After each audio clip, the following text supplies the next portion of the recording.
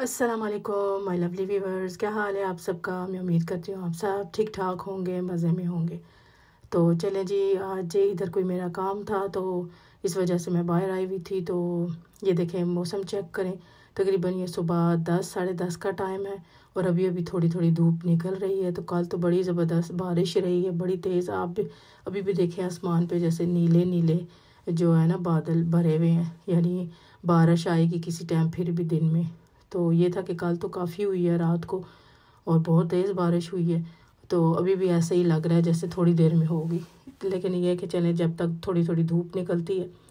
تو میرا ادھر کام تھا ضروری، تو میں پھر صبح صبح نکل آئی تھی۔ میں نے کہا چلے یہ کر لوں، کیونکہ رمضان ہے نا، تو اس میں ہر روٹین چینج ہو جاتی ہے۔ بندے کی کوشش ہوتی ہے کہ صبح صبح ہی نا ایسے کوئی باہر کا کام ہو، اول تو رمضان میں ہونے ہی نہیں چاہیے، جیسے شیطان ہوتا ہے 30 دنوں کے لیے نا بند، ایسے کام بھی بند ہونے چاہیے، کیونکہ رمضان میں اتنا باہر کا ذرا کرنا مشکل ہوتا ہے۔ لیکن یہ ہے کہ چلے جو ضروری کام ہے زندگی کے وہ رکتے تو نہیں ہیں نا، وہ ساتھ ساتھ کرنے پڑتے ہیں۔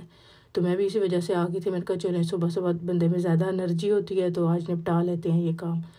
تو چلے جی اب گھر واپس آ گئے ہیں اور میں نے 2-3 گھنٹے ریسٹ کیا، اس کے بعد ظہر کی نماز پڑھی، سپارہ وغیرہ پڑھا۔ تو میں نے کہا چلیں اب کچن میں چلتے ہیں اور دیکھتے ہیں کہ آج کیا بنانا ہے۔ تو اس کے لیے میں جو چکن ہے وہ پہلے ہی صبح جو ہے ڈی فروسٹ ہونے کے لیے رکھ گئی تھی، اور میرا یہ تھا میں نے کہا جب واپس آؤں گی تو پھر کروں گی مسالے وغیرہ، اس کو میرینیٹ کر کے نا تو فور میں رکھ دوں گی اوون میں۔ تو وہ پھر میں نے مسالے لگا دیے ہیں اور اس کو میں نے رکھ دیا اوون میں۔ تو یہاں ہم ایک دوسری ریسپی شروع کرتے ہیں۔ تو یہ بھی بڑے مزے کی ریسپی ہے، آپ کے ساتھ شیئر کروں، کیونکہ ویسے بھی بنتی ہیں روز کوئی نہ کوئی ریسپی، لیکن یہ ہے کہ رمضان میں تو اسپیشل ہوتا ہے اس طرح کی نئی ریسپی۔ چلیں آپ کے ساتھ بھی شیئر کروں گی، اور میں بھی روز نئی ٹرائی کرتے ہیں۔ تو آج تو بچے بھی کچن میں لگے ہوئے ہیں میرے ساتھ، تو وہ ان لوگوں نے بھی کر لیا کہ ایک نے رکھا ہے کہ یہ میں نے بنانا ہے، یہ میں نے بنانا ہے۔ تو میں نے کہا چلیں اپنی مرضی کا بنائیں، ساتھ مل جل کے کام بھی ہو جائے گا۔ تو اس میں جی گئے ہیں، پہلے بوائلڈ چکن تھی وہ کی چھوٹی چھوٹی کر لی تھی، اس کے بعد یہ بوائلڈ لیے ہیں، پوٹیٹوز لیے ہیں، ان کو کر کے وہ اس میں میش کر لیے ہیں، مکس کر لیے ہیں۔ اس کے بعد یہ سارے اسپائسز جو ہیں ½ ٹیبل اسپون یہ جا رہے ہیں، بلیک پیپر، زیرہ اور پپریکا گئی ہے، اور ان سب کو مکس کر لینا ہے اچھی طرح، اور تاکہ صحیح مکس ہو جائے نا۔ تو میرے پاس یہ کیبج بھی پڑی تھی، وہ بھی میں نے تھوڑی سی ڈال دی ہے نا باریک باریک کر کے، انین تھوڑا سا گرین پڑا تھا وہ بھی ڈال دی ہے۔ تو اس طرح کر کے ہم نے یہ جو اس کے اوپر لیگ پیس کے اوپر سے یہ اتاری تھی نا، جو شریڈ کی تھی چکن، تو وہ پہلے میں نے اس کے اوپر سے اتار لی تھی، تو وہی پھر میں نے یہ رکھ دی تھی۔ تو ان کے اوپر ہم اس طرح نا کر لیں، ڈرم سٹک کی طرح اس طرح اوپر لگا لیں گے، اچھی طرح دبا کے لگانا ہے تاکہ یہ فرائی کے دوران نا اتر نہ جائیں، ڈھیلے نہ پڑ جائیں، اس لیے ان کو ذرا صحیح دبا کے ساتھ فکس کرنا ہے۔ تو یہ اس طرح بھی بن سکتے ہیں، اور کچھ میرے پاس سٹکس بھی پڑی ہوئی تھی، جو وہ سٹکس نہیں ہوتی لکڑی کی، جو آئس کریم سے بھی نکلتی ہیں، اور اس طرح کی جو ہے، تو اس کے اوپر بھی آپ اس طرح کی یہ شیپ بنا سکتے ہیں، بلکہ کوئی بھی شیپ بنا سکتے ہیں اچھی جو بچوں کو صحیح لگے۔ تو یہ اس کے بعد یہ بریڈ کرمز ہیں جی، وہ لگیں گے، اور یہ ایگ جو ہے یہ میں نے کر لیا تھا، پھینٹ لیا تھا۔ اس کے بعد یہ پہلے ہم اس کو ایگ لگائیں گے، اور اس کے بعد پھر ہم یہ بریڈ کرمز لگائیں گے، اچھی طرح لگا لیں گے۔ یہ بالکل باریک والے میں نے لیے ہیں، تو یہ بھی صحیح رہتے ہیں، لیکن جو فریش کر کے کرتے ہیں نا وہ بھی ٹھیک رہتے ہیں، وہ ذرا مطلب اسی وقت اگر آپ کر لیں۔ تو میرے پاس یہ پڑے ہوئے تھے پہلے کے، تو میں نے کہا چلو یہی یوز کرتی ہوں۔ تو اس طرح ان کے اوپر بریڈ کرمز لگا کے، تو آئل یہ کہ بہت تیز ہم نے گرم نہیں کرنا، ہلکا سا ہم نے جب گرم ہو تو اس میں بھی ڈالنے ہیں، تاکہ ایک دم سے نا اوپر سے بہت زیادہ براؤن نہ ہو جائے۔ تو یہ دیکھیں ہمارے ہو گئی ہے ریڈی ڈرم سٹک، اتنے مزے کی، بہت ہی مزے کے یہ بنتے ہیں۔ تو میں نے یہ تھا کہ میں نے کہا چلو ٹرائی کرتے ہیں آج۔ تو بس میں نے یہ 2-3 ہی ٹرائی کی تھی، تو میں نے کہا چلے اپنی ویورز کے ساتھ ریسپی شیئر کروں، بڑے مزے کی ریسپی ہے یہ۔ تو کیونکہ سب باقی بچے بھی کام کر رہے تھے، تو انہوں نے بھی اپنی تو انہوں نے بھی جو اپنی ریسپی بنائی ہے نا وہ بھی آپ کے ساتھ شیئر کرتی ہوں۔ ایک ہم لوگوں نے یہ ریڈی کیا تھا، تو اس کے بعد یہ چکن جو میں نے آپ کو بتایا تھا یہ فور میں رکھ دیا تھا، یہ تقریباً جو ہے 1.5 گھنٹے میں ہمارا یہ ریڈی ہو گیا، اچھا سا مزیدار سا چٹپٹا سا یہ ریڈی ہوا ہے۔ تو اس طرح کی چیزیں جو ہے نا وہ روزہ کھولنے کے ٹائم دل بھی کرتا ہے کھانے کو، اور کھائی بھی جاتی ہیں۔ باقی یہ سالن، روٹی اور چاول اس طرح کی چیزیں نا وہ تو رمضان میں تقریباً کٹ آف ہی ہو جاتی ہیں۔